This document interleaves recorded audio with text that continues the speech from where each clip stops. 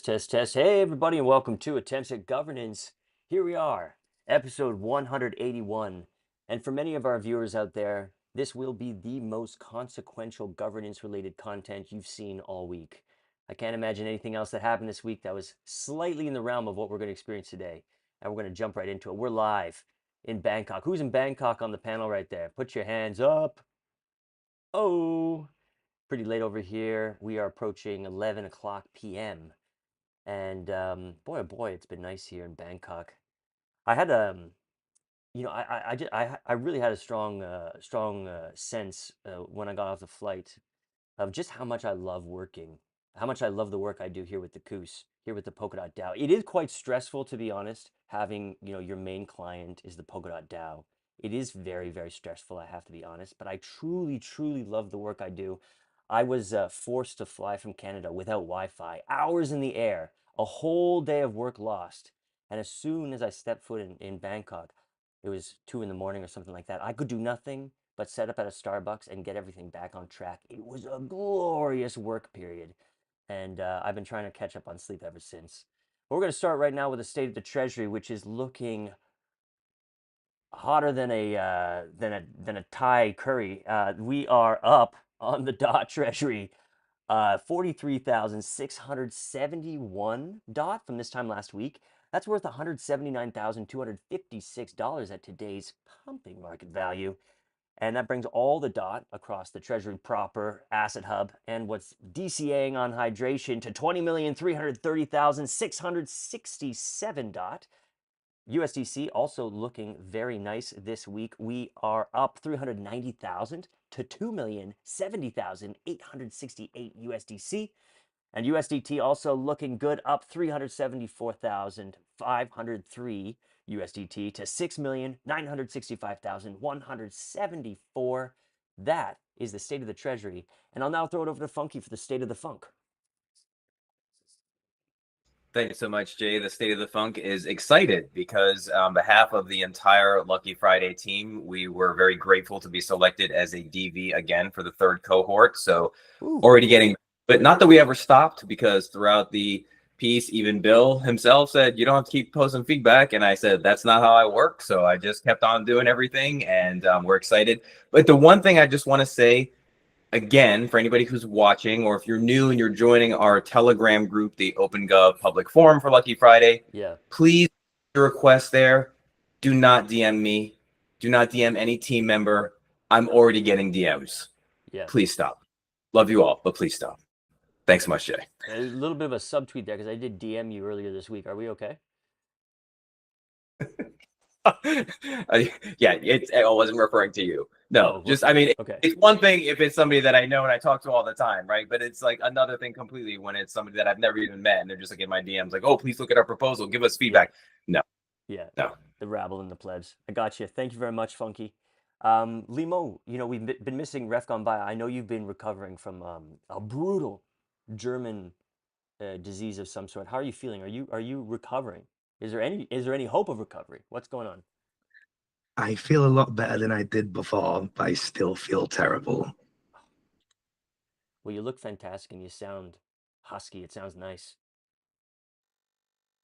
Hope you're better by Sub-Zero. We did have our man Crane, who's here today, on the ground at the venue. I think Strind was there as well.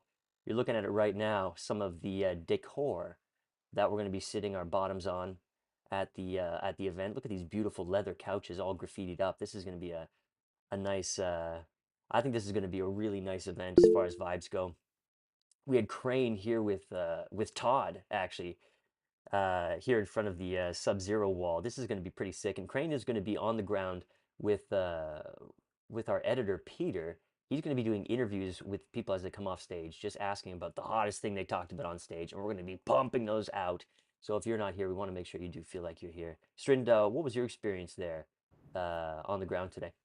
Yeah, it was great. It's really nice to see how the venue is coming along. I just wanted to give a shout out to, so here he just came home to the apartment, is Dim Spirit. He did the logo for Sub-Zero, and he works with the Sub-Zero event.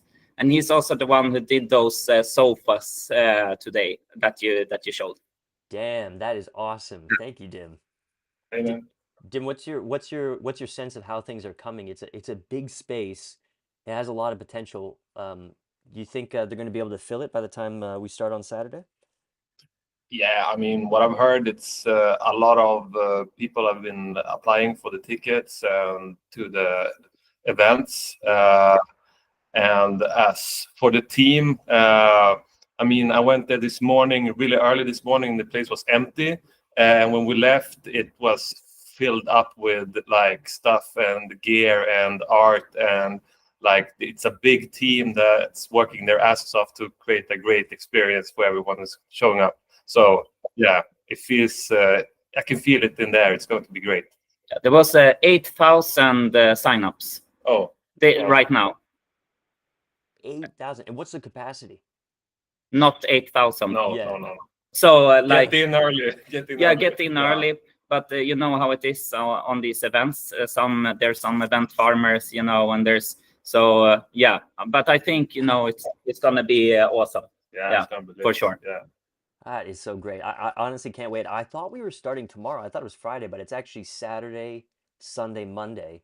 Yeah. So Yeah. we do get just a little bit more time to rest. But that's going to be sick. Look, today's show, it's a little bit quiet. I think a lot of people are in transit right now, but I think it's going to be a banger anyway. We have a couple presentations to do. One from Ross and Joel from the staking dashboard, something I use, I use occasionally, regularly enough. One of my favorite tools to use for staking, and they have a lot to say today. We also have Matt and Nino back from Apollon. They're going to be showing some cold hard data, and that's going to be pretty sweet. We have a lot of refs gone by, a lot of shakeups, even since I put the show together a few hours ago. A bunch in confirming that got kicked out. We're going to take a quick look at that. And then we're going to dive into the DVs. We have 3 DVs here. So Funky mentioned Lucky Friday back in. We have some representatives from Chaos DAO and also some reps here from Koos DAO. And we'll dive in a little bit, get to know the DVs a little bit more, and then we'll be off on our merry way. Let's start with the first presentation today. We have Ross and Joel on the show. And you guys, let's see what's going on here. Staking dashboard. So like I said in the intro, I really do love this tool, but struggling here for the 52,311 dot request. Right now, this is sitting at 14.3% in favor. You're only a week in, about 7 million dot in play. Obviously, that's going to change when DV comes. But guys, welcome to the show. What did you want to tell us today about this? Yeah, thanks, Jay. I hope my connection's stable enough. I'm currently in Chiang Mai, city north of Thailand. Sounds good. Doing like a Qigong course in the mornings. So I'll fly back tomorrow for Sub-Zero. Very cool. So that'd be fun. I'm based in Thailand, actually. So I'm not suffering from the jet lag like you guys. Okay. So yeah, I've been, so starting from the beginning, really, we've opened a new proposal for the next 12 months of funding for the staking dashboard and a little bit for the developer console. So this new project that kind of is exploring where we could take JS apps. If we had a chance to, leapfrog some things with JS apps, how can we improve the user experience? So a lot of code is shared between these two projects. So we thought it made sense to bundle them together. But since we launched the proposal, there's been an insane amount of negativity, toxicity from a certain amount of people. And so we've collated some feedback and we wanted to kind of like iron out some things in this course. So I've made some points really that people have raised. So I'd like to just address them. So like I've been hearing a lot about the staking dashboard. It's no longer relevant. It's outdated. It's broken and blah, blah, blah. The lead is not competent, et cetera, et cetera. But the dashboard is still getting over 1,000 visits every single day. I think yesterday we got 2.4K because of the excitement about the election and whatnot. So, as the market picks up, we think the traffic will keep increasing. It's all about interest in, in the DOT token overall, as well as people wanting to stake. So, yeah, it is not outdated and users are using it on a daily basis. And it's still the only fully featured staking interface, fully open source for the community. So that was number one. Number two is all about OG Tracker. So initially I got these messages on Element and they were very kind of autonomous, very bot-like. And I was like, okay, this is just a bot or something. So I was wrong about that. And the community have raised their voices and we've been, taking notice of OG Tracker, and they're a good tool in the community overall. So we've been engaging with them in the last week or so, a couple of weeks actually. And yeah, we've made some progress on the deliverables that have been stated on the OG Tracker website. We should be expecting an update at the end of this week. Hopefully we can unflag this and mark those deliverables for the previous proposal as completed. We think they're completed. We think we've satisfied every deliverable now. So yeah, by end of the week, we should have this rectified. There was a few exchanges on X between us, but we've been working together, and we've been making some progress there. Good. So number 3 is about delays, and unfortunately, the previous dashboard proposal did have some delays, and more recently, we've been trying to rectify these delays. So I haven't been talking about this publicly very much, but I suffered an illness during this period. So I was out for most of the May period, and I was out for July and August. So this came with severe time constraints for this proposal. So as a result, we had to prioritize the critical features and not so much the low priority ones. So, things like generic ledger support come to mind, paged rewards for staking as we scale the staking system, supporting runtime upgrades, even some things that were not on the proposal, like PokerWatch decentralization stats, we've managed to get in there.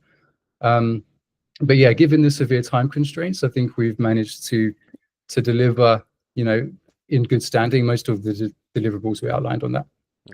On top of this, another thing that constrained time was this migration we had to do to the Polkadot.cloud organization.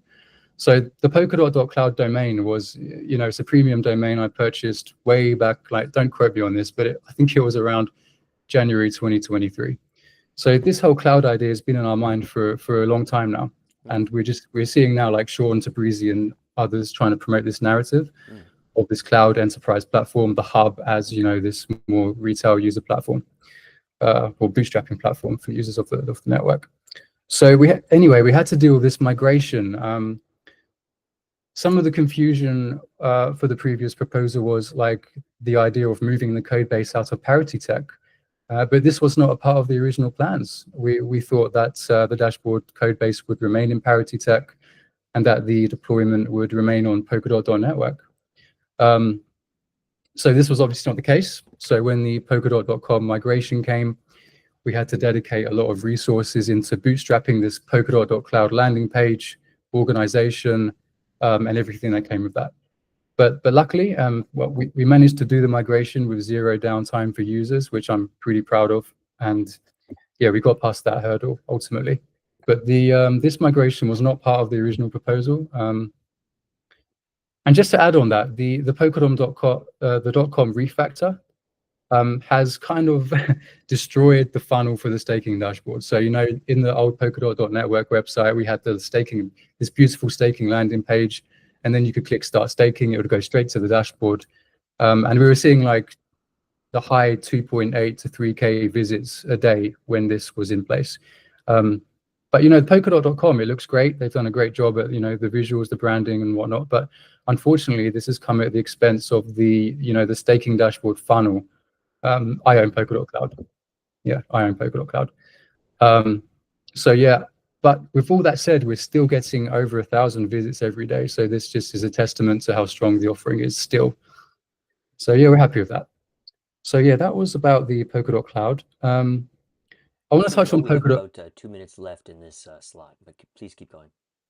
Okay, Polkadot API. So I posted a video on X, just so I don't repeat myself, about the alignment issues we've had with Polkadot API. We've recently merged some code to the dashboard, fetching chain spec, metadata, constants, initialization, small support, etc. But today we ran into a bit of an issue with JSON RPC spec limitations. So, we need to ultimately sit down with the PAPI team and finalize. We've had a bit of conflicting advice on what API to use. So right now, I think we need to sit down and finalize which APIs we're going to use for the dashboard going forward. So, yeah, since there's only a couple of minutes left, there's not really a lot more we can touch on. Mentorship, we had 2 successful mentorships. One person moved to a layer 2 Bitcoin company in China. The other one is now managing a project in the Polkadot space. Although this was successful for them, it wasn't so successful for the staking dashboard product, as they moved on to other projects. So now we're kind of revising this with a contribution program, a more agile program. This is all documented in our latest proposal as well. Yeah, another thing I've seen being raised is my time with Parity and whether there was double pays and whatnot. So I just want to make this super clear. Myself and the CEO discussed the dashboard proposal before we posted it, before we planned it, everything, and we agreed it was a great use case for OpenGov. And so we planned this from the beginning. And then my time was split between the dashboard hours and my duties at Parity, whilst they were restructuring. And ultimately, I left in mid-June after that. So I just wanted to clear this up. There was no conflicting, interests. There was no double pays. So, I don't know if I have any time left, but I've skipped some stuff like the strategy around the developer console. Please reach out to me if you have questions about that. All right. Thank you very much, Funky. Ross, nice overview of your progress, success, and also identifying some of the challenges that you faced there. Obviously, we do face challenges in big project situations. But yeah, I mean, like I said before, this product is great. Seems to be the best product we have right now. But there is this uphill battle with kind of sentiment and the politics of it.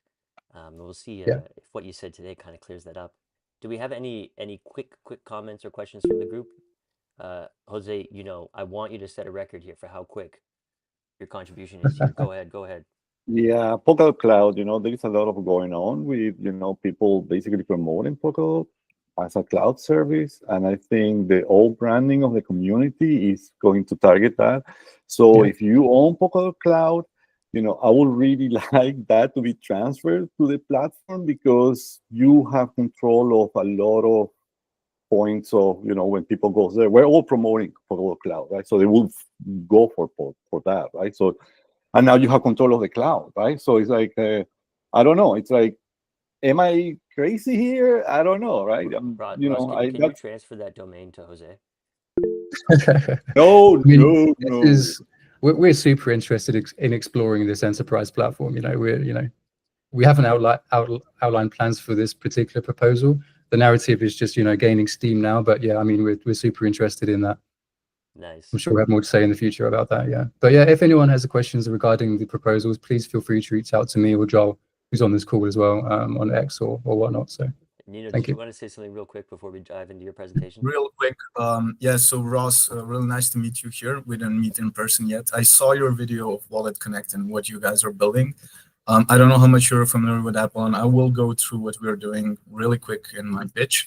And I was really hoping maybe we could, catch up on some other call and see how we could collaborate. I see a lot of touch points with embedded wallets we just released, and a lot of stuff regarding Polkadot Cloud really falls into our territory. So I think we should talk, man. Cool. Yeah, definitely open for that. Thank you. Look forward to that. Nice to have you here, Ross. Thank you so much. We're gonna move on Thanks, now. Yeah, to Nino and Mathias. You guys want to come back and speak about? Let me pull it up here.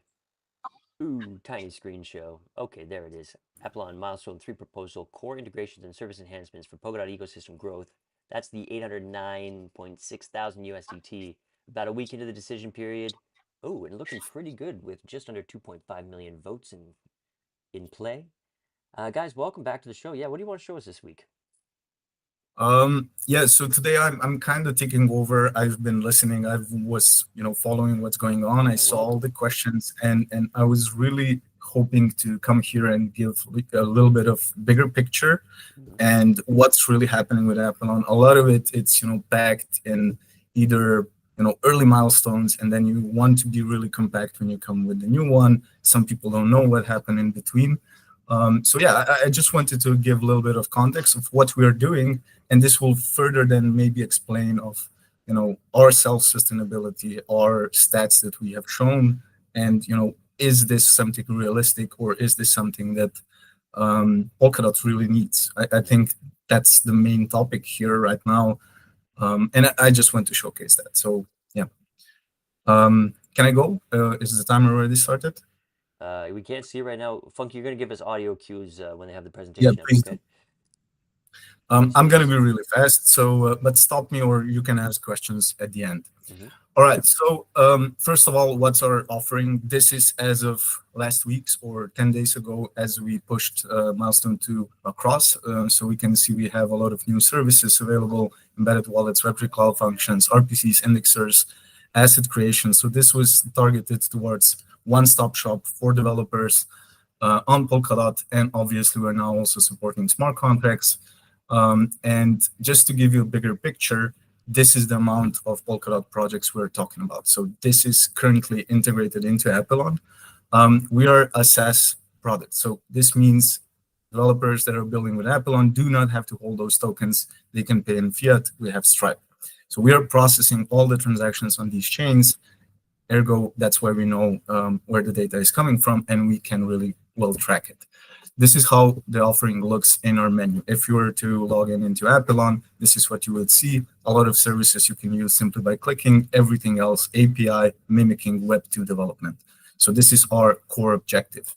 One of the products that you can check out, here's the YouTube link to the demo. It's WeTransfer clone built on Apelon using 3 services. So decentralized storage, Fala for compute, Moonbeam for NFTs, using NFTs as a source for encryption of those files. And all of those services put together from the endpoint of Apelon, build this only using front end. And as users are sending files across, all those services are transacting in the background. We're making this publicly available in a few weeks. It's going to be free for Polkadot, but it was a product of Hackathon. Now, some of the things that I'm really proud about, and you have to understand, I'm really invested into this product personally. I've did this thing of building a product and scaled it quite a few times very successfully. So I kind of want to showcase what we are doing and what we have in place. What is our growth stack right now? Obviously, we are doing SEO for the past 2 years. We have Google Ads for past 2 years, constantly driving traffic. So we are spending money to put users on our platform, which essentially whatever they build essentially translates into transactions on Polkadot or its parachains. We're doing the same on Twitter. Next week, we're going to Web Summit. So we're pitching a keynote to Web2 developers, trying to see and literally experimenting to see whether we can turn the tide and see how much there is interest. So that's the reason why we are not in Bangkok right now, but we're going to Web Summit, and we're going to really try hard and see what we can do there. So we are a product that is targeting Web2 developers. We have languages that they understand. So this is our chance to see, and we will report about it. An incentivization campaign, which everyone is kind of talking about, is just one of our traffic sources. Thank you, Funky, I saw it. So how does this look like from the perspective of Google Ads, for example? This is one of the campaigns where we spent, I think, like 1,000 euros. What's more important here, conversion rate, which is calibrated towards user registration, is 20%.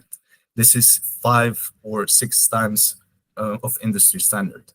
So this is working really well for us, and this is our SEO efforts. So you can see we started back in 23, and we are getting organic traffic from that. So proof of SEO, if you today enter NFT metadata storage into Google, we are on the 2nd position. So this is the reason why we are getting so much cross transactions. If you enter NFT storage, you will see our ad being displayed. So if we are not handling something on the SEO, we have the ads there. Here you can see our BI. So we also have BI in place. We do everything a typical SaaS company does in order to promote, to bring traffic, and to convert this traffic into paid users. So you can see here, this is during our incentivization period where we were really opening up the bags, and you can see how many users we're getting today, which are getting registered from Google. What are we doing besides development, or how many minutes do I have left? So I know if I'm rushing this. Is it a minute? You got about 2. Keep going. Okay. One more thing from our BI, which could be very, very interesting. So how we are measuring our projects is every single project that comes to Apple gets 1,200 free credits. So how we are monitoring the success of our platform is amount of created projects per day and amount of projects who spent more than 1 credit. And here you can see the clear ratio. So direction one means we send them credits, 2 means the credits were spent. So this is kind of what we're trying to push, and we want, obviously, the purple line to converge towards the green line. What else are we doing besides development? We have events. We've been doing events for past 2 years. So first ever Polkadot event in Slovenia was organized by Apple 2 years ago. We then did 4 more. Then we did 3 more. Then we did 2 more. And we also did first Polkadot ever event in Croatia. So we are walking around and trying and bringing people into Polkadot. Total sum, 11 organized events, total attendees 700. Very good. You can see some here. Now I'm getting to the 1 final minute. thought. I'm going to finish here. Okay.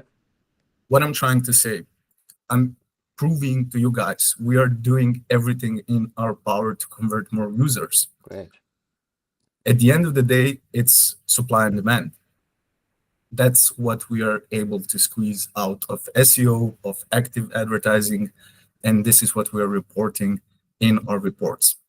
So if you're betting on Apple, if you're betting on what we are proposing in Milestone 3, Milestone 3 is very technological. We are not tapping into marketing bounties. We're doing this on our own. But what I'm trying to say is this is what is currently possible if you have the full stack of growth in place, if you are doing UX, if you are doing optimization, if you're measuring everything and actively advertising for 2 years. Or this is our capacity. Okay. That's the 2 things that I can say. Why don't we see what Tom? Sorry, go ahead. We're at So before, that's just my last thought. Well, Milestone 3 is not about our incentivization campaign. It's not about the stats, whether they're true or not. It's a technological bet that we are placing, not just us, but everyone who is voting into a period where Polkadot becomes really interesting. So that's the real question that is at hand. Okay. Everything else is in place and we are doing it. Okay. I don't see any other way for us to communicate our, well, look, everything you said today added to the story very, very well. But we are at time, and you know what? Yeah, sorry. We always just love to hear from Alice and Bob, so we are going to sneak them in. Alice and Bob, I want you to show Jose what it's all about. Real quick contribution here. I want to contextualize this a little bit in the context of the Polkadot cloud. So we see Polkadot as a cloud where we say we have different services, and they are like the pillar to the building that we're creating. Now, a product offering like Apelon is the thing that creates the roof.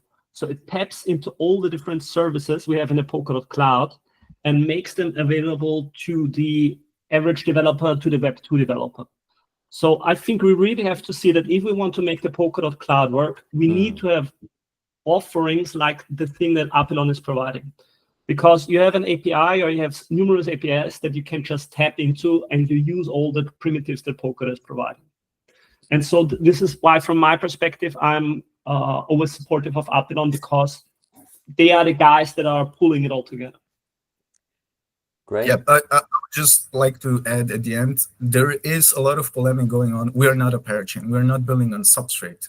Everyone who remembers cPanel, just think about cPanel and what it meant for internet. They didn't build MySQL. They didn't build a lot of tools like Apache or all the servers that were inside. There were a UI that brought good stack together, and most of the websites were built there. Okay. So that's what we want to be, and that's why we're oriented as a SaaS. That's why we're oriented into growth. We're not thinking about protocol level. We are cherry picking good stuff from the Polkadot, making it simple and put it all together. That's the main point.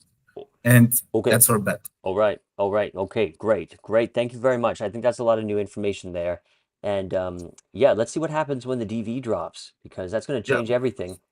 And look, if you want to be part of DV, and we're going to get there later in the show, but do make sure you join the Coos Down, register to vote. You can help direct the stack. You could be part. There's a big conversation going in there right now about this ref, and it would be great to see how or if and how that changes with this new information going forward. Nice presentation, Thank you very much. Thanks for having me, and sorry for going over It's and okay. showing a little Everybody bit. does. We just have to be a little. We have to be a little aggressive. It's okay. Yeah. Okay. No, it's all good. Good stuff. Okay. Okay. Hey, before we lose them, Michael, are you there? Are you still there? Or are you brushing your teeth? Michael from Sorry. Yeah, I'm Really? still here. Okay, I was just wondering if you had a few words, a few minutes to update us on the state of Mandala since your ref passed a few weeks ago. Yeah, it's actually been a big week this week because the West Java government, Yeah. who was at our event last August, they've actually kind of like got a bit of a competitive flair, and they've kind of knocked off the event that we put on and trying to replicate it out in West Java as well. Good So luck. we've been no, in a positive way. Oh, yeah. We've been front and center doing everything that we've just done with Bali, now with West Java as well. So all guns blazing. We've got the 4 main use cases which we had plus, which is all coming. And so yeah, we're all guns blazing now. It's obviously pretty exciting because we know that we've got some pretty strong deliverables which we'll actually be able to hit ideally when the chain sort of like TGEs in the not too distant future. I won't put a definitive date on it, but it should just be in the next couple of months. But yeah, it's actually been huge because the government has just changed over here in Indonesia as well. They had their election a long time ago, probably 8 months ago, but for some reason they have an 8-month lead in.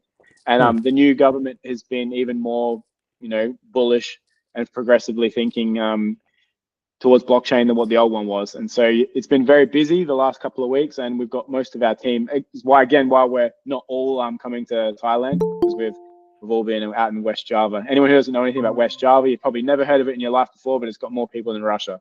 So yeah, so it's very, very busy. Great stuff.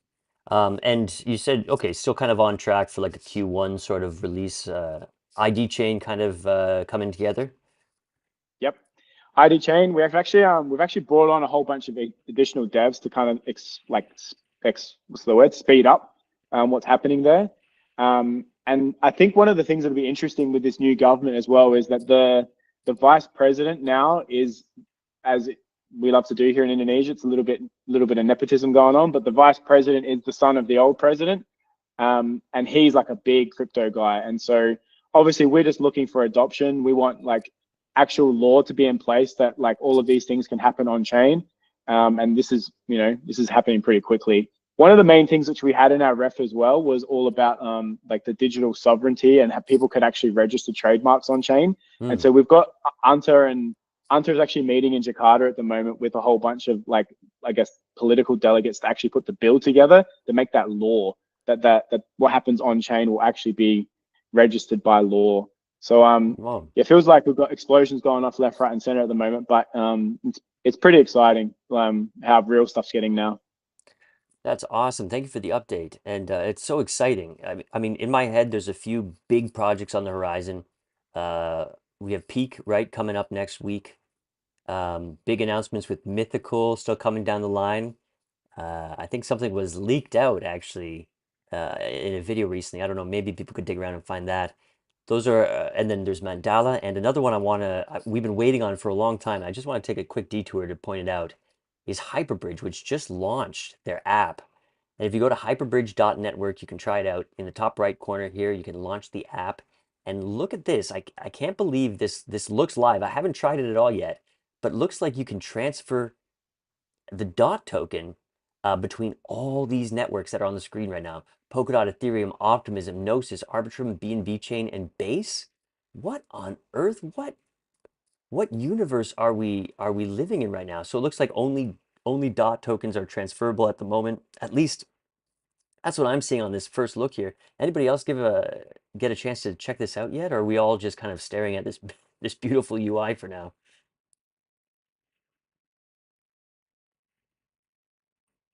I wasn't aware that the app is live. Yeah, baby. Yeah, and this is just the beginning because you Yep. you will be able to send all tokens between those chains. Pretty nice. Fantastic. Okay, so do check it out. I'm gonna dig into it after the show. But check it out at home, hyperbridge.network, and let us know what you think. This is a big release and more to come. Okay, how's everybody doing? We're done with presentations and updates today. Let's take a quick look at how everybody's doing. Limo, how you doing? How you hanging in there? Doing good, feeling fine. Yeah, thank you. That's good to hear. And how about Strind and Dim over there? You guys okay? Yeah. Love to hear it. I mean, the whole Indonesia, Bali, like, that's amazing. And Hyperbridge, super excited for it. Yeah. And then just to have those to talk about at Sub-Zero, Ooh. when we get new people in there, for me, who's trying to get also more people in here, it's just amazing to be able to point to those. So yeah, very excited for it.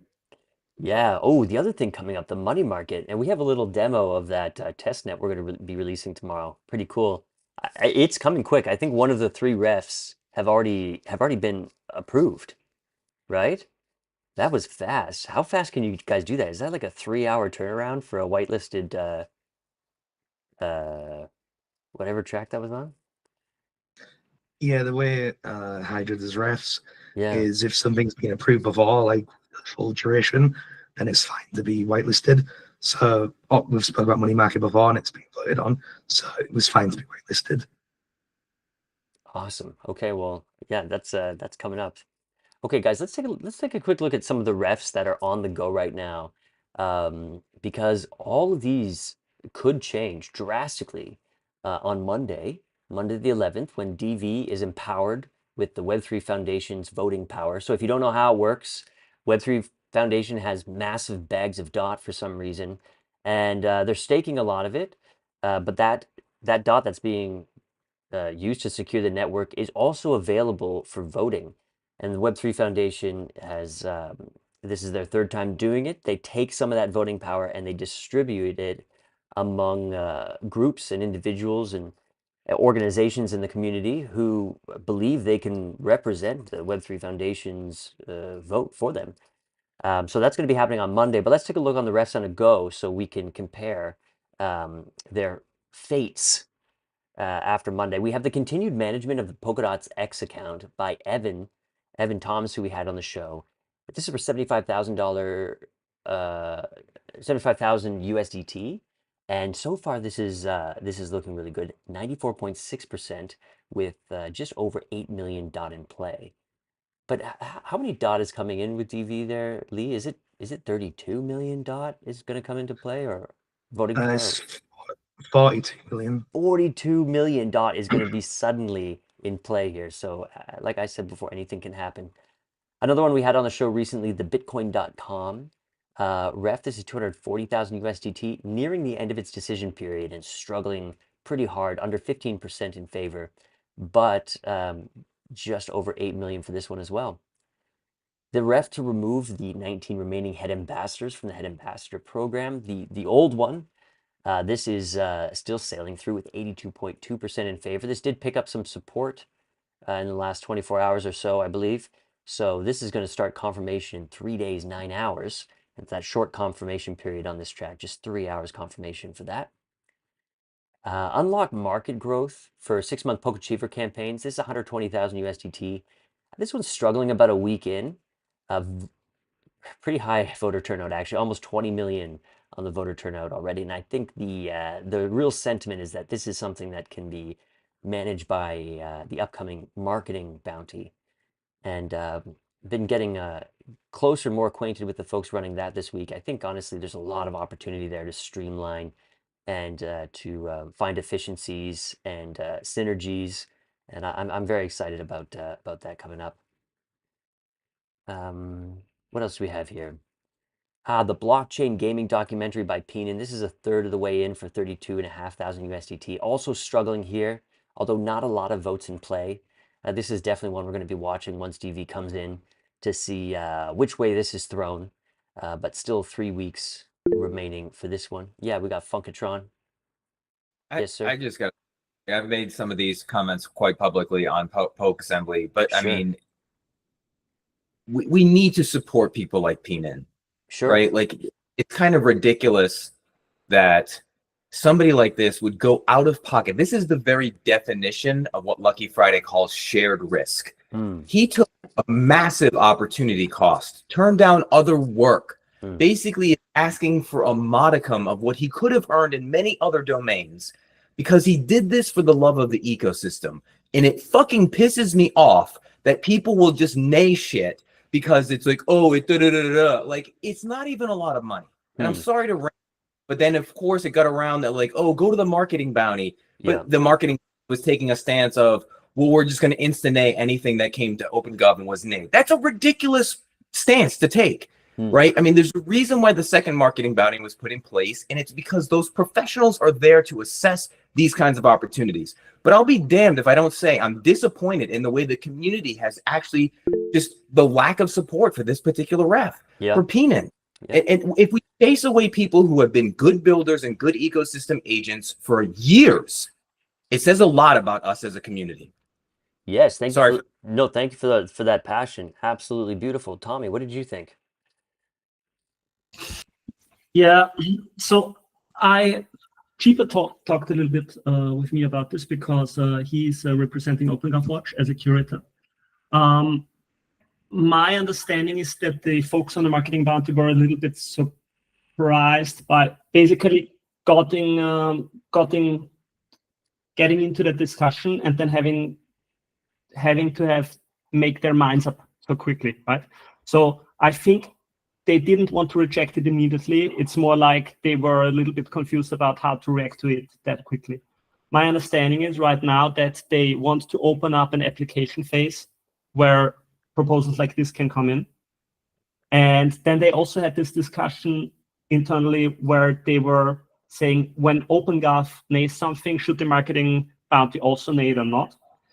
So I was giving my opinion here that, like Jay shows with his head, no, that's not the case, because it depends on what does a nay mean, because a nay can mean it is delegated over there. And it's also my opinion that marketing proposals should be handled by the marketing bounty, right? So I think this is more like an initial irritation of how to treat such things. And in this case, it's just you have to look at the discussion that is happening before you are making up your mind. So I'm not sure how exactly a marketing bounty is going to react to it, but I think that if they understand that something should be delegated to the marketing bounty and then they should take care of it, there would be a high level of discussion or better discussion. And there, Crane is also. Yes, here's a representative from the marketing bounty, Crane. I said that, I think, last week as well already. The point is that it was asked of us by Saxonburg, to name it, in the proposal phase, if we circumvent OpenGov like the old marketing bounty did. And I know, Frankie, wait, don't yell at me. The point is that we said, no, we won't. We will respect OpenGov. So that's why we initially said, well, we will not fund this if they go OpenGov first. Of course, this was more the idea, couple of months in, crypto banter wants another one, yada, yada, yada, from that point of view, and not the Peenan post 12 hours before the marketing bounty confirms kind of way, and then immediately everyone goes ballistic and says everything remotely with marketing needs to go to marketing bounty, although we're not even confirmed. So I think there's a gray zone.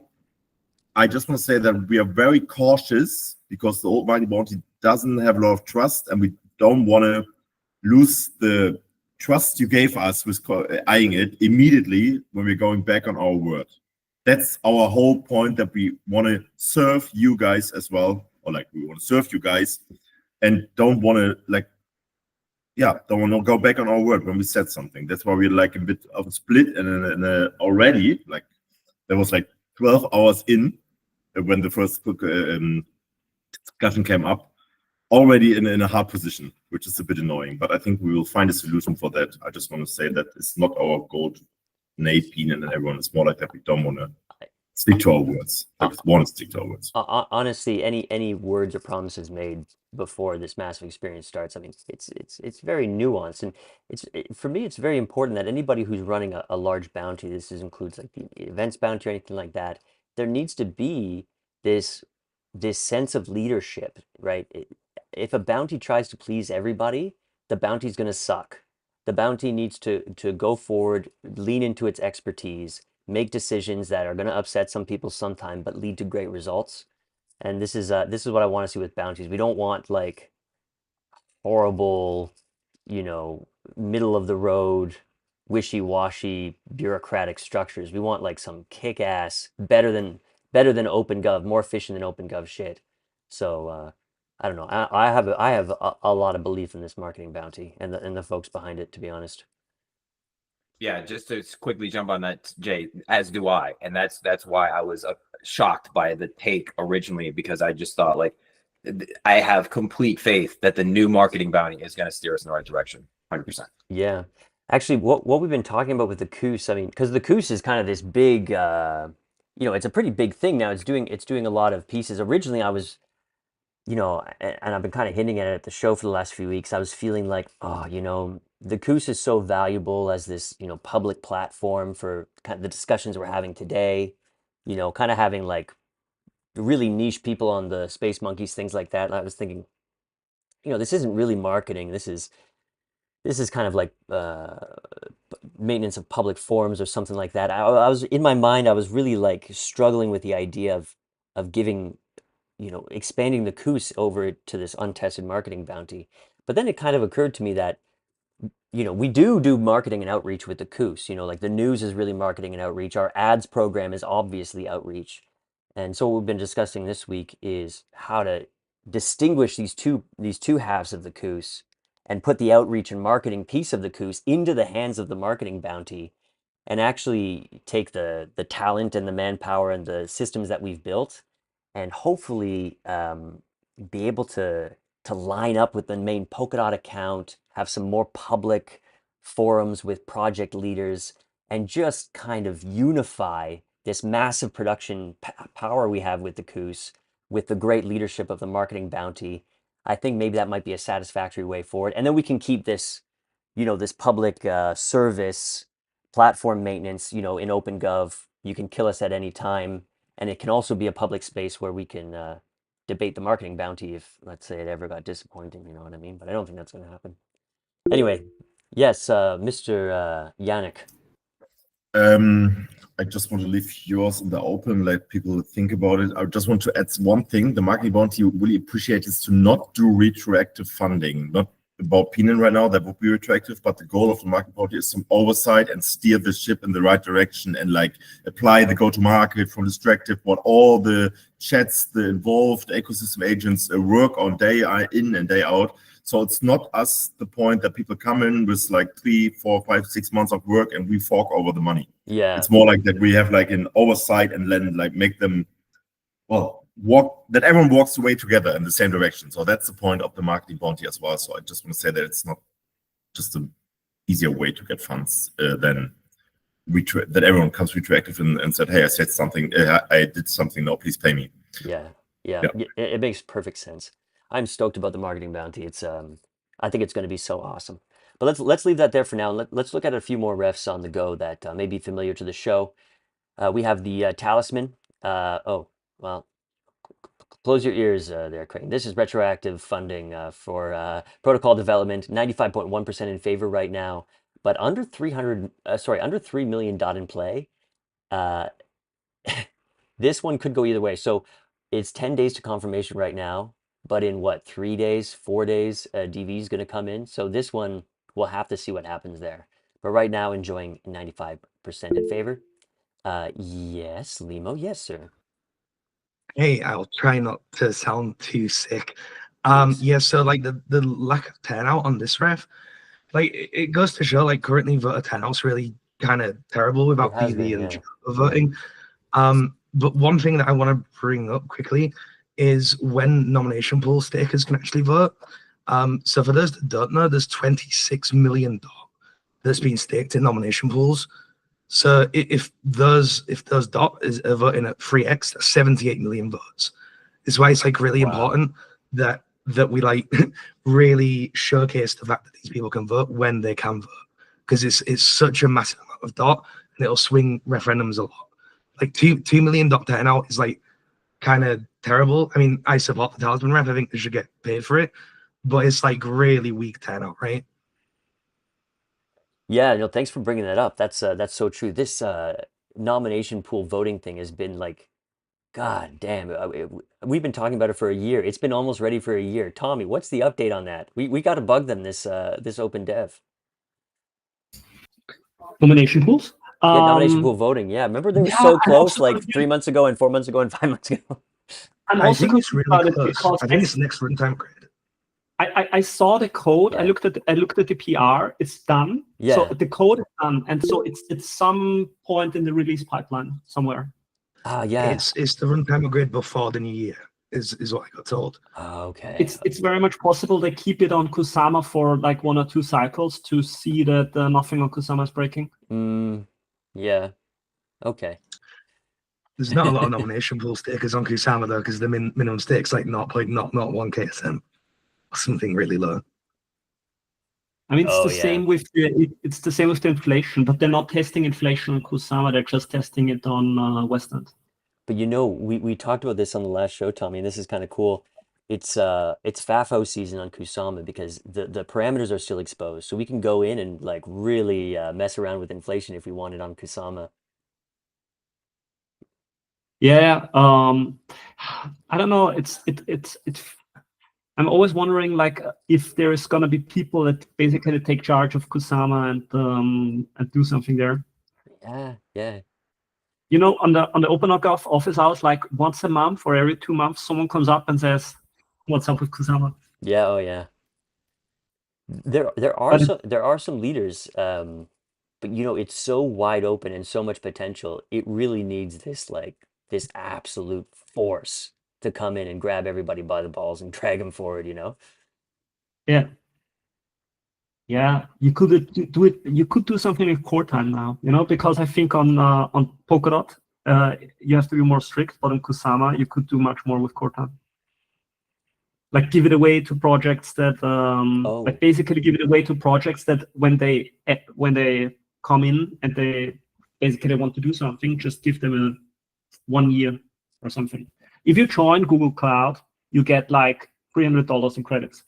They're valid for 1 month, and if you're a new business, you get $2,000 for 1 year. This is how I tried a project on Google Cloud and how I got very familiar with it. And I think, you know, we need to have some similar initiative. Nice, very nice. Okay, let's press on here for a few more rests we want to discuss here. This one's back and forth. Artemis Analytics integration. This is the folks working with the Parity Data team for that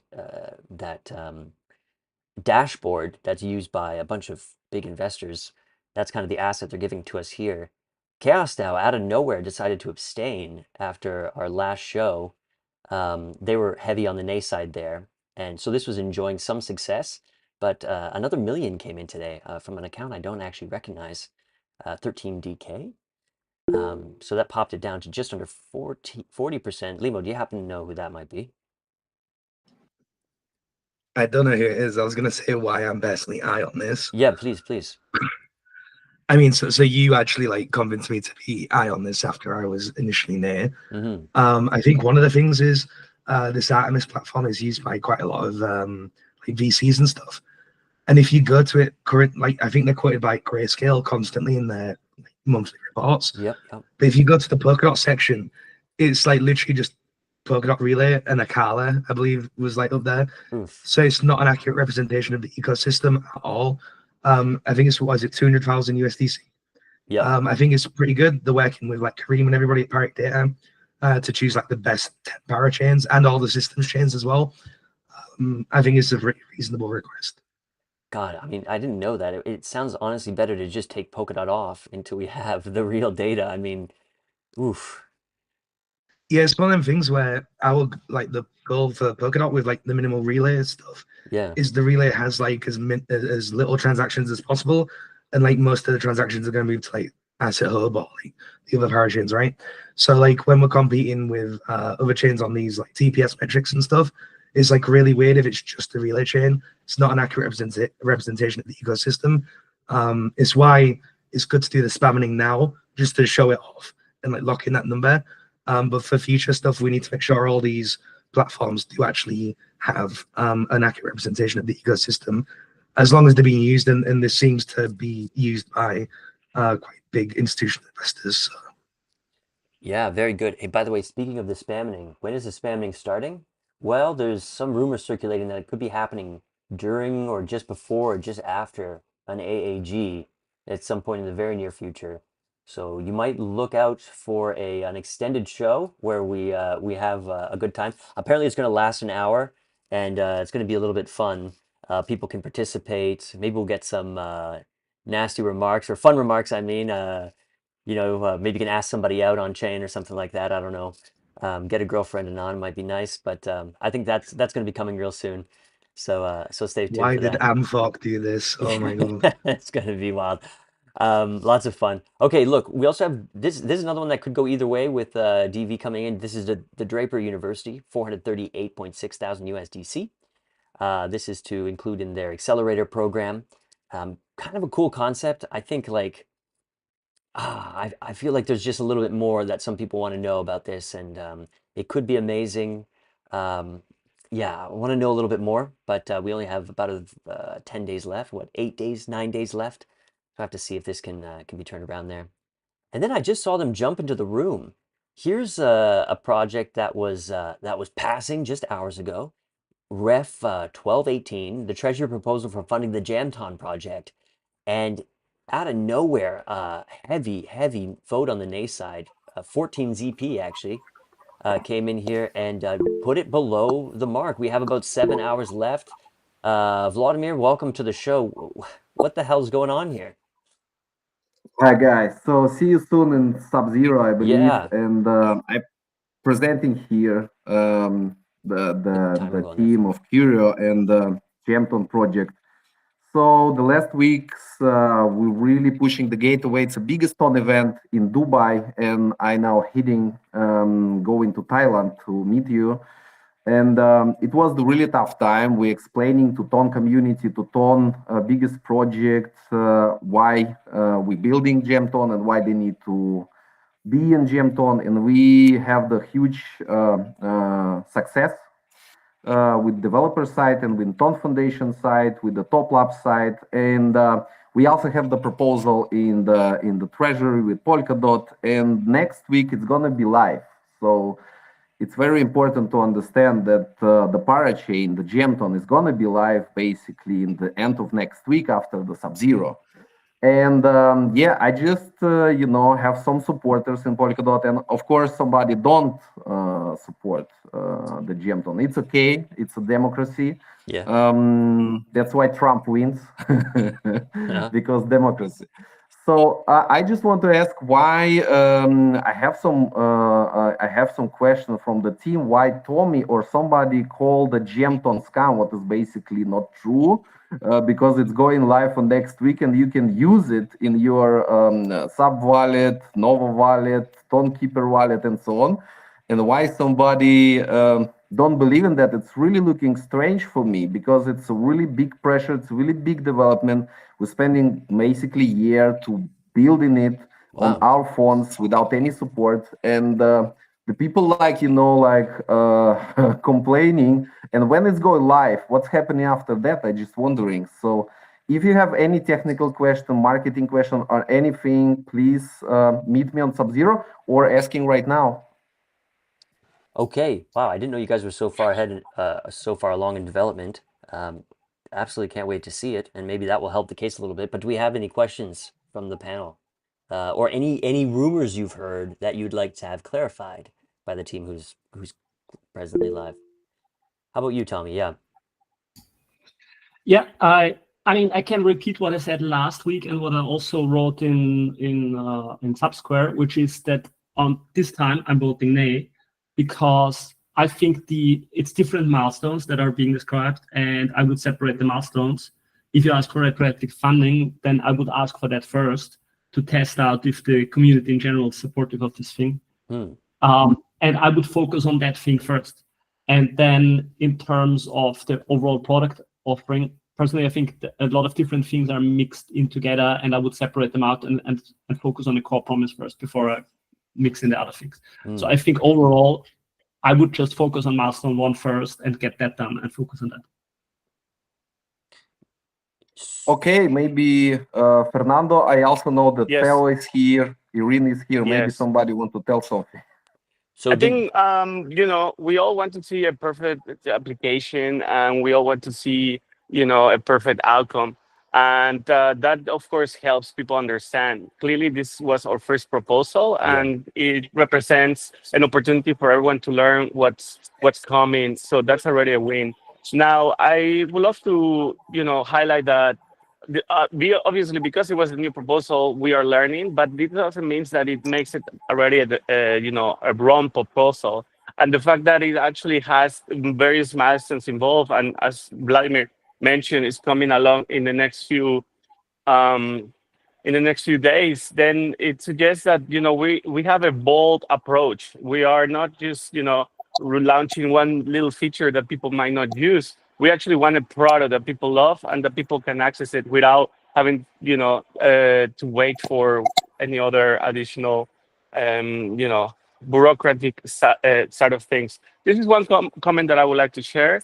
The second one was that there's always this crypto user basically calling out players, scammers, and so forth without any accountability.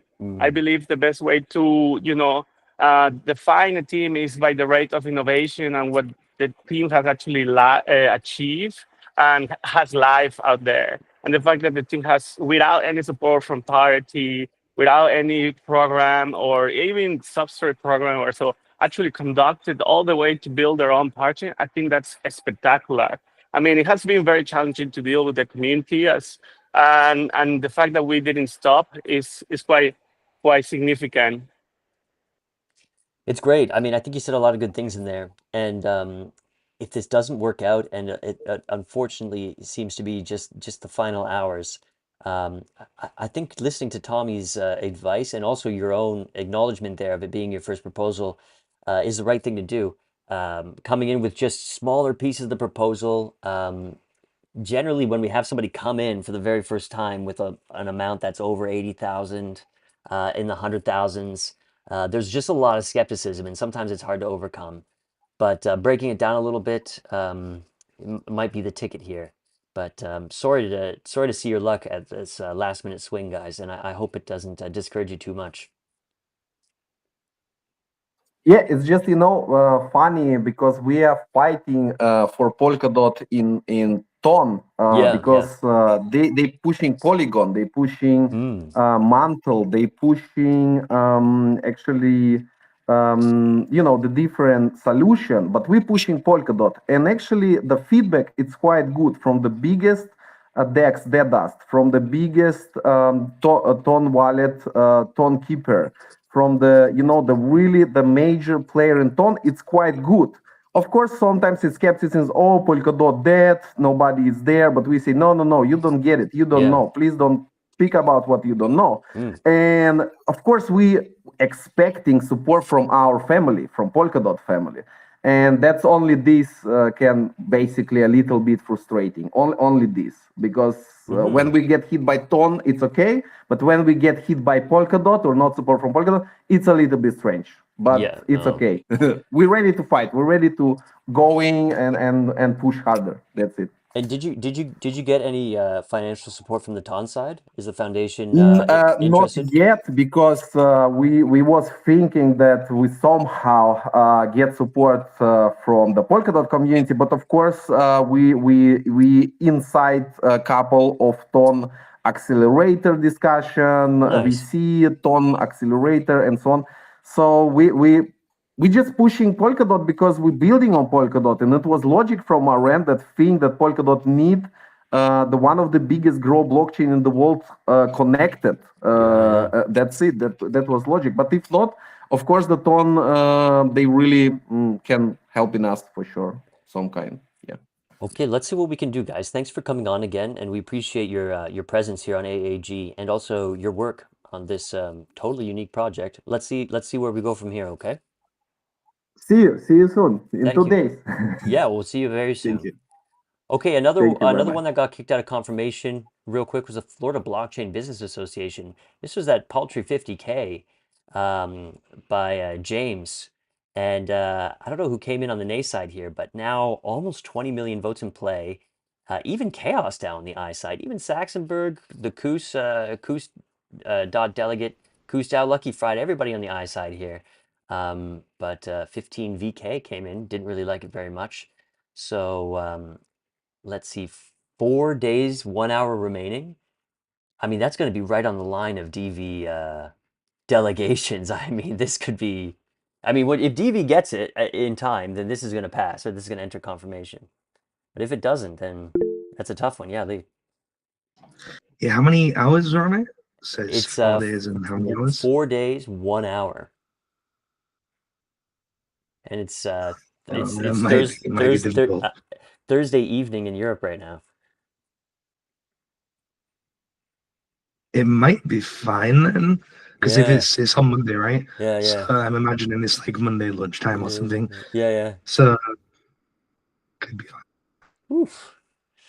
Okay, and the last one to discuss, this one is actually remained in confirmation. It was spared this random nay deployment.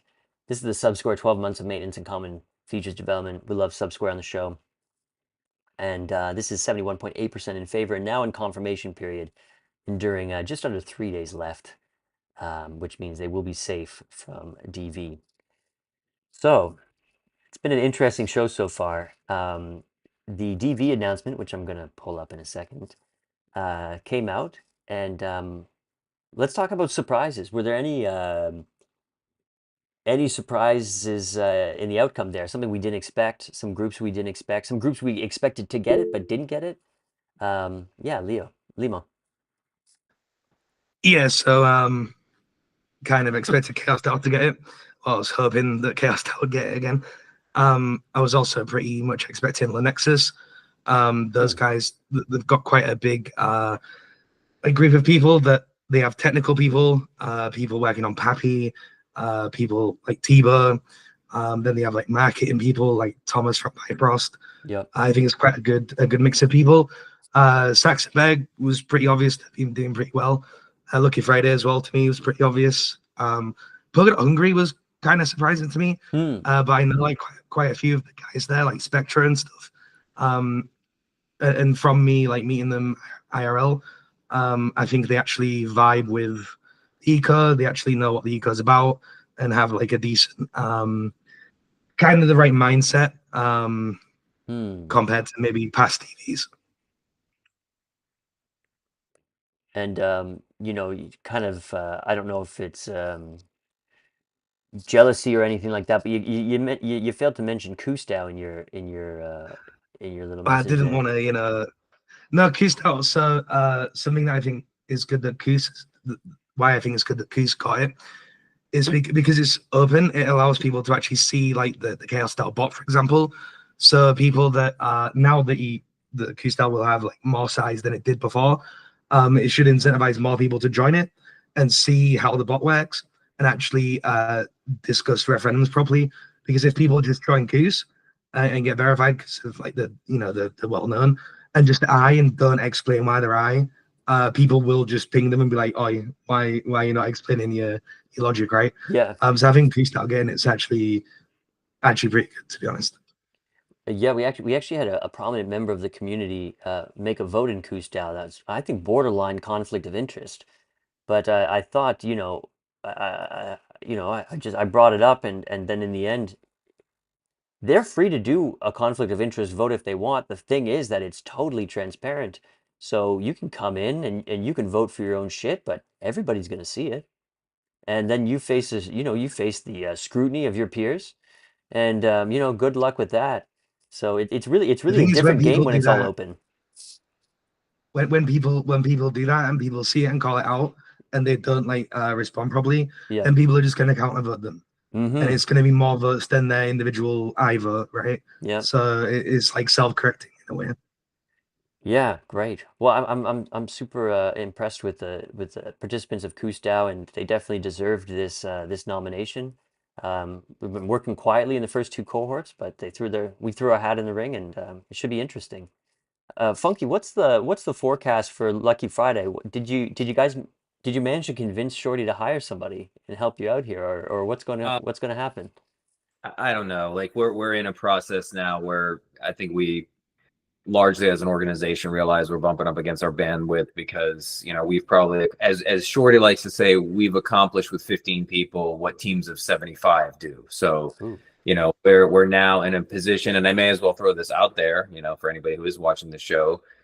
We are hiring, so we are looking for some key personnel, Nice. both op side and on the sales side. So in fact, to your point, Jay, Shorty did mention something about having a resource underneath me to help, defray my time. Because admittedly, and they know this, between AAG and reviewing refs and being the point person who does all the commentary, has to field DMs and everything else. I mean, it eats up 25% of my week easy. So in terms of how much value that's accruing to Lucky Friday for us to do these endeavors, obviously we believe that it's an important thing as long-term believers in the ecosystem.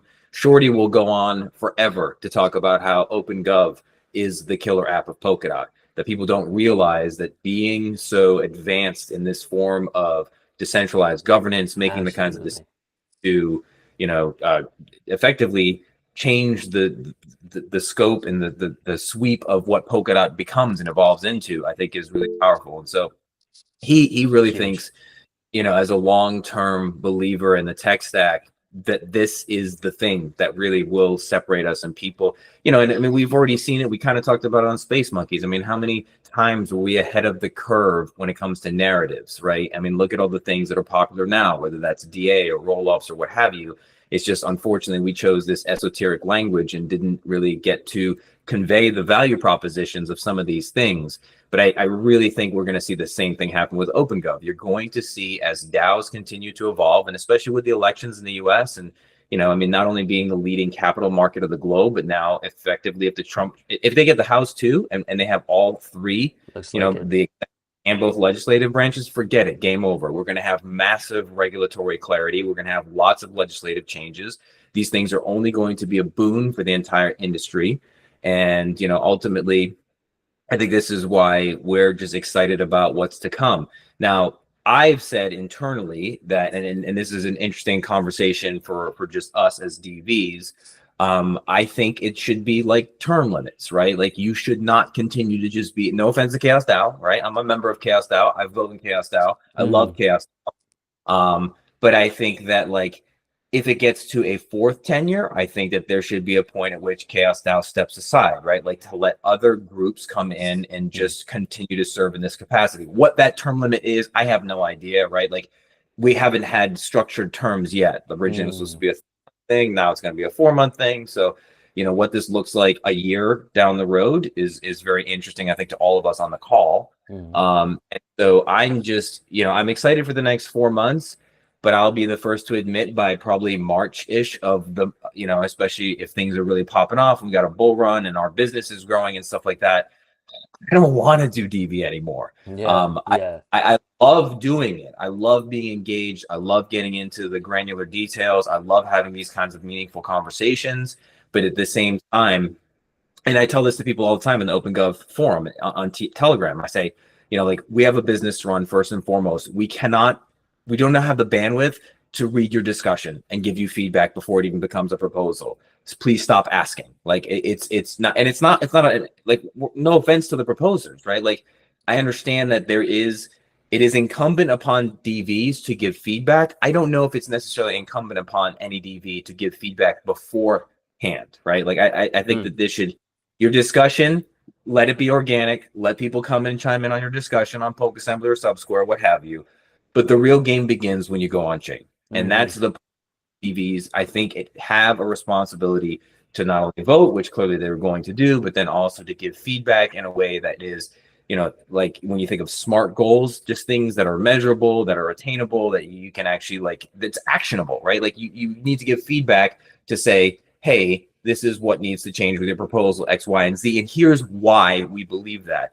Lucky Friday is also in a different position because we're a centralized entity. We are not like a DAO, right? We are an organization that is working together to build infrastructure and do a lot of other things. But for instance, I just had Mimir, I don't know how you say it, the wallet solution. They showed up in my DMs and was like, hey, we noticed that you're operating from a single signer account and really think you should be on a multi-sig and blah, blah, blah, blah, blah, blah. And I was like, no offense, but no, we're not going to do that. I said, we have a SOC 2 compliance audit. We are the only self-hosted, self-managed infrastructure provider in all of Web3 that has a SOC 2 Type 2 compliance audit. Our OPSEC is super tight. There's hardly any funds in that account, and it's all administered by a governance proxy, which is connected to the bot. Like, no one's worrying about that account, right? Like, and only to add layers of complexity is just unnecessary. So while we appreciate the outreach, right? Oh, there we go. So I'm more than halfway through my time. I didn't run the timer, but I appreciate that. I didn't realize I was going for 5 minutes. So thank you. Yeah, we're good. We're good. No, it's good. No, that's awesome. No, I was only joking. Yeah. Just to reiterate the incredible, just how far ahead we are with governance. I think that kind of rang true if you saw the Space Monkeys with the BitTensor boys, and they're trying to kind of put it together. It's not easy to retrofit. We talk about Cardano sometimes too as well. We are so advanced in governance, and that doesn't mean we're good at it. It means that we've spent a long time learning and being bad at it actually. And that's worth a lot. Personally, I fucking love stacking shares, stacking tokens of something that the market doesn't realize is valuable yet. I mean, what better position could you be in? I think Limo had his hand up first, and then Tommy, and then we're going to get to the other guys. Yeah, Funky spoke about a lot there, so I want to reply to him a little bit. Yeah. So one of his comments was about term limits. Oh, that was interesting. So I can see where he's coming from. So this is obviously the Fed cohort. What you've got to remember is in cohort 1 and 2, there were not many groups, and I've been at the forefront of trying to tell people to make groups.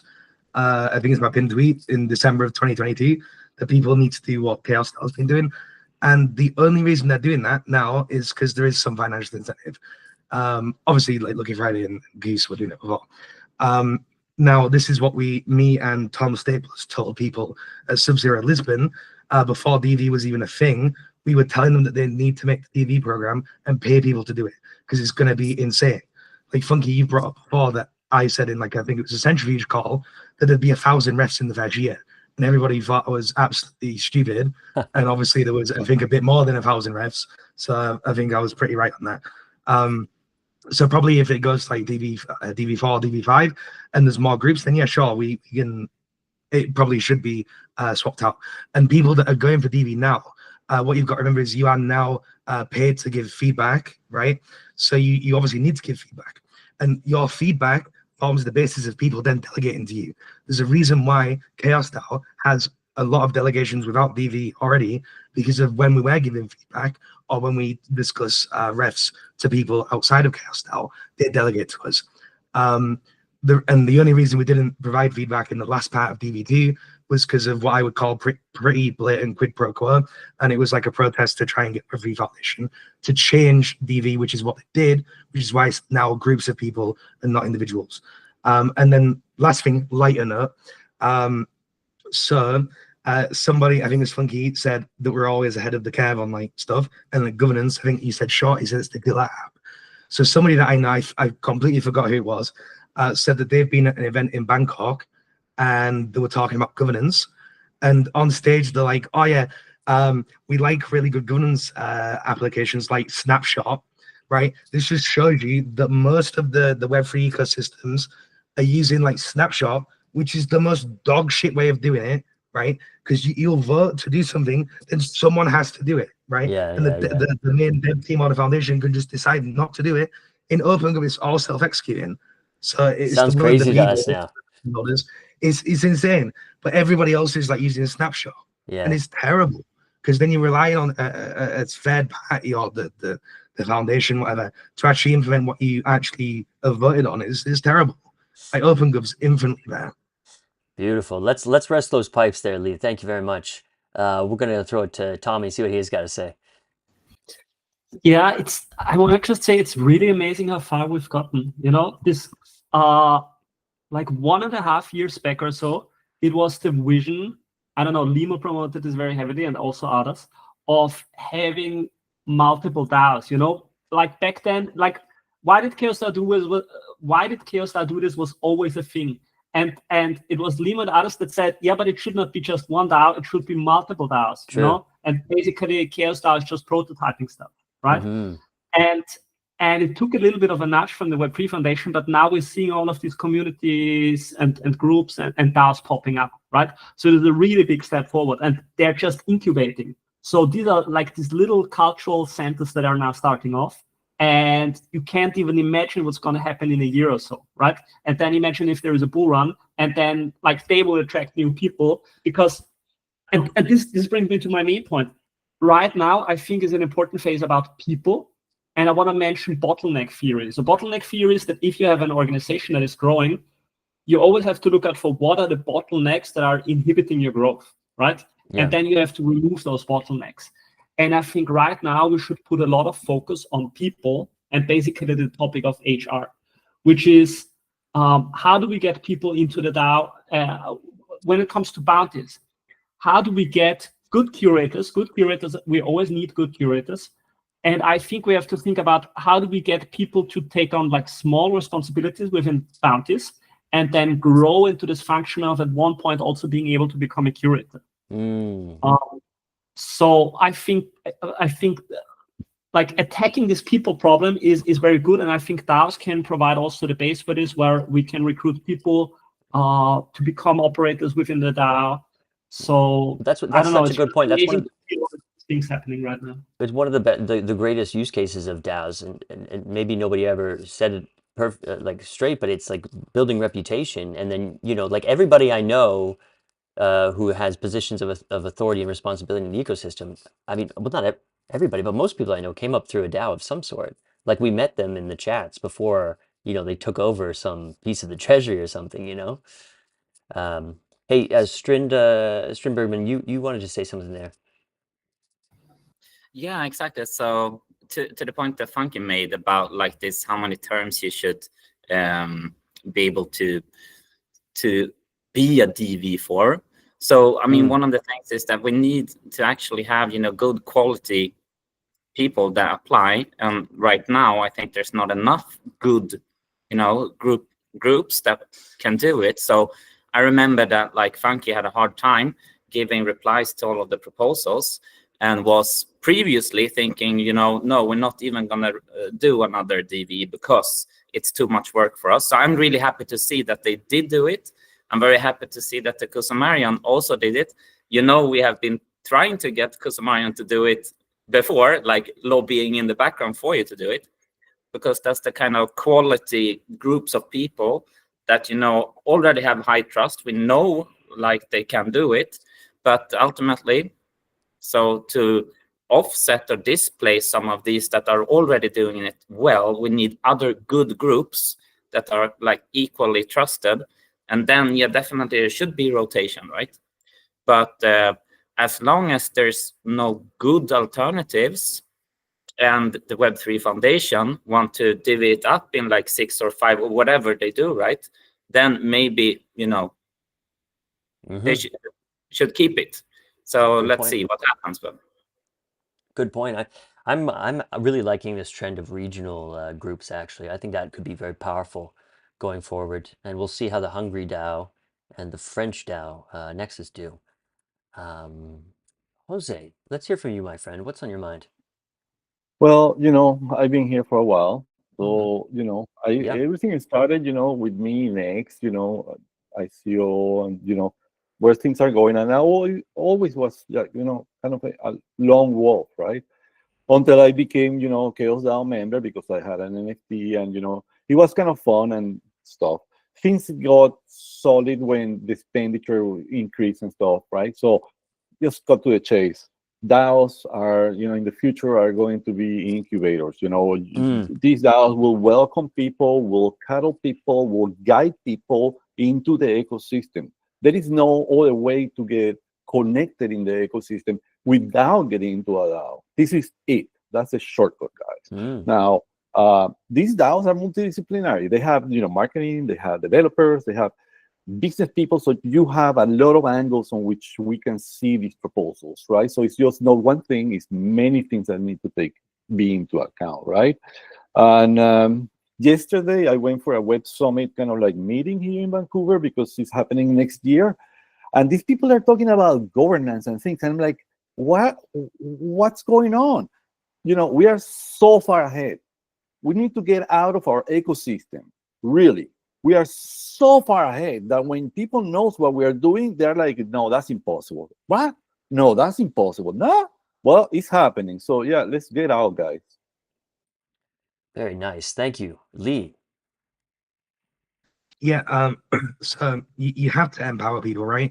So this is like the chaos style model where you get like a group of people together and get a lot of voting power. And then, for example, you might have some like parachain founders that maybe don't have that much dot, but they would if they could. But it gives them like agency over the network because they control quite a large amount of dot, right? So like in chaos style, it's like parachain founders, infrastructure providers, community members, like a full range of people, right? And to go off of what Shrin said, what I like about the Koos, like I said previously, is it's so open. So it gives community members that maybe you just see on X a place to hang out and to be part of the community and not just like shit posting on X. And actually be part of a community. Like for me, if Chaos wasn't a thing, this place would be a lot worse to like hang out. And now Koos can like foster these people. There's a lot of people in Eco that clearly don't have a community that they hang out in. So the only way that they can really get engagement is by basically FUD posting. But I think if they can be part of the Koos DAO, because they clearly care about governance, they can then learn how to actually talk to people properly, get even bitten even more by the governance bug, and then maybe get inspired to make their own community based off of like the Chaos DAO governance bot, and then they can apply for DV going forward, right? So this is why I really like the Koos being so open, because I don't want to name names, but there's a lot of people that are probably watching the show, and they're probably quite good people. They just really need to hone in that maybe some of the language they use, and I think they can really do that in the Koos DAO. Nice, yeah. We can keep FUD off the timeline, the public timelines, and discuss in places like the Koos DAO instead. Michael. Yeah, this is an awesome conversation because I was literally just about to go to bed, 1 a.m. here. But then this part here, I think is so relevant to what we've got going on here in Indonesia with Republic DAO. Republic Yes. with a K because of the Republic of Indonesia. We've got a DAO with 12,000 people. And but it's not a Polkadot DAO, it's a chain agnostic DAO. And so we've got people from all different communities all pushing their agenda inside our DAO. And again, I'm the Polkadot guy. And so, but what we've found is that as we've been trying to organize ourselves to do exactly what Limo's been saying and trying to organize this community around an active path forward, we're finding that this is the thing that we're pink pilling the community on, because we're showing that as a collective, we could actually have a bit of power. Yeah. And so, and all of the other communities that we've got, we've got big Solana people, we've got big Bitcoin people, we've got big Ethereum people inside our DAO, and that's the stuff that gets talked about the most. But yeah, this is the part that's interesting, because as a DAO, there's actually not a whole lot of things you can do as a DAO unless you've got an application or a product. Mm-hmm. And so, yeah, this is our mission right now. Watch this space. I'm putting it out here right now on the 8th of November that Republic DAO is coming, and we want to be a big part inside the Polkadot ecosystem. Damn, that's awesome. That'd be fantastic. What a great regional DAO that could be. Cool. Let's see. And where are you guys organized, by the way? Where is Republic DAO organized? Is it in a Discord or? Discord. Whoa, juicy. We love a Discord. Yep. Anyone can come in. It was all in Indonesian up until about like probably 3 months ago. Mm-hmm. But now there's like English channels in there. They're still pretty quiet because we're trying to bring more English speakers in. But yeah, there's like 11 or 12,000 people in there right now popping off in all of the Indonesian channels. So anyone's more than welcome to come and join as well. We post all of our research and all of our content in there. There's something like 15 written articles a week to get put out in different research topics. So there's my shell. Killer. Thank you very much. Very nice. Okay, well, that was a really interesting discussion, guys. Thank you very much for being here and being a part of it. Maybe we'll drop it there. Just creeping over midnight here in Bangkok, and we got a big weekend ahead. Crane and I are going to be going to the space tomorrow for filming the Friday dump, and we rebranded Friday News Pump, and we will. Yeah, it's gonna be such a great time. I can't wait to get there and bring everybody the action from the stage. It's going to be so cool. But anyway, thanks everybody for participating and for watching today. Check out the refs you heard discussed today and give them some thought and give them your vote. And we'll see you all, well, very soon. Have a great night, everybody. See you guys. Goodbye.